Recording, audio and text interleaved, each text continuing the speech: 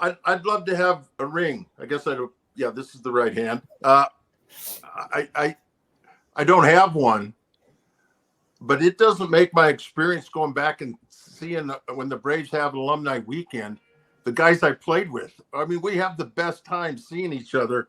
We don't say to ourselves, we never won a World Series. We got into the playoffs in '82. Life's a bummer. We just, now we're at the age we don't hardly remember a lot of things, but we remember some. We don't really even bring up certain circumstances. It was just we're all friends, not necessarily close friends, but we went through this battle together, and we had a good experience. Yeah. For a CEO to take culture and the growth of their employees, which is critical for especially employees of this generation, my kids, they want to grow, they want to develop. There's a lot more than just punching the clock.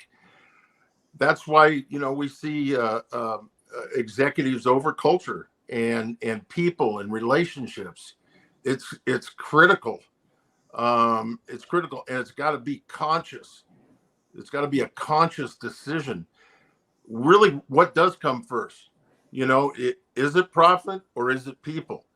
And bottom line is it's people.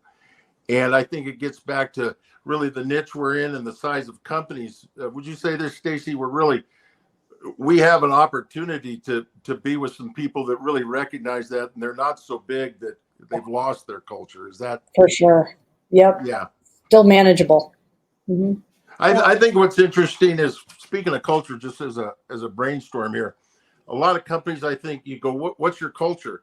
And the executives will say, here's what we do. And I'm like, no, you don't ask the executives what the culture is, and it's not written down. Well, it could be written down, but my point is, it's the people working for you that will tell you what your culture is. And you can say all these things you want, but if people aren't feeling something unique about where they work, it's not going to be a good experience for them. And let me get back to that as well. Bobby Cox, he wanted certain kinds of players. He wanted, and I guess my point is, culture came first with Bobby. He didn't want any disruptions in the locker room. And it doesn't mean you get a bunch of guys that are same personality.